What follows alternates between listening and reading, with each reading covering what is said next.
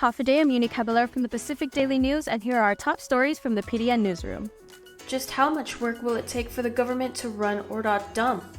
That question turned into an argument at Thursday's meeting of the Guam Solid Waste Authority Board. GSWA is on the verge of getting back control of the environmentally hazardous dump run by court-appointed federal receiver Gershman, Brickner, and Bratton since 2008. But a transition plan for the handoff has been a point of contention, first in court and now before the GSWA board today. During the meeting, GSWA General Manager Irvin Slyke said he had his own transition plan since August and said the receiver is presenting the takeover as involving more work than it should if Ordot dump was closed properly. GBB attorney Joyce Tang at one point referred to Slyke's lack of cooperation and said the board should be aware of the deficiencies in his plan. Tensions come as Guam is petitioning the court to sue receiver GBB over alleged faulty designs to capture Ordot's contaminated water or leachate. At the same time, GBB seeks a $4.4 million claim from the Guam Waterworks Authority for a leak they say drove leachate at the site.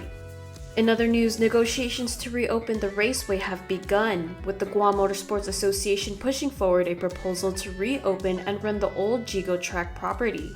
Members of the Chamorro Land Trust Commission, the raceway landowner, took no action on the proposal at their Thursday meeting at the ITC building.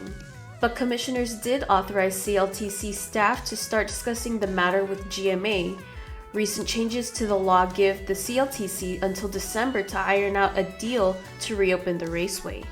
GMA Chairman Hans Atta told commissioners at their Thursday meeting, newly formed GMA wants a 25-year lease on 150 acres of the 250-acre Yigo property, inclusive of drag, drift, motocross, and parking areas. Lieutenant Governor Josh Tenorio announced on Thursday more than 8,800 Government of Guam retirees and their qualified survivors can soon expect to receive their $2,300 cost of living allowance COLA. Tenorio said the Department of Administration is transmitting more than $20.4 million to fund the retiree COLA at $2,300 per recipient. The release of this year's COLA payments to nearly 9,000 GovGuam retirees and survivors comes 2 weeks earlier than required by law, which is November 1st. COLA payments are released annually and are appropriated every fiscal year. Taxpayers fund the additional payments, which aren't a part of government retirement benefits. The checks are distributed by the Government of Guam Retirement Fund using cash from the general fund. Payments aren't based on the actual cost of living. Instead, recipients receive a flat payment of $2,300. Adaloop said since taking office in 2019, the Leon Guerrero Tenorio administration made it a priority to ensure the timely payout of COLA to retirees. It added that the administration takes great pride in supporting the workers who have devoted their careers to public service. In other news, a man accused of attacking a group of teenagers in a Dededo park earlier this year has been convicted of aggravated assault in a jury trial, according to a release from Attorney General Douglas Moylan. Joseph Lee Pugh Jr., 43, was found guilty of aggravated assault as a second-degree felony and 5 counts of aggravated assault as a third-degree felony, with the special allegation of using a deadly weapon in the commission of a felony. Moylan said prosecutors will ask Judge Vernon P. Paris to sentence Pugh to the maximum of 64 years in prison.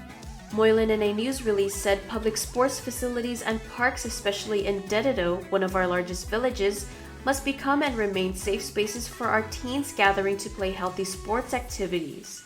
Drunks, meth addicts, and others bent on creating violence cannot be allowed into these places. The jury returned a guilty verdict after deliberating for about 2 hours. For more of these stories, go to GuamPDN.com and follow us on social media.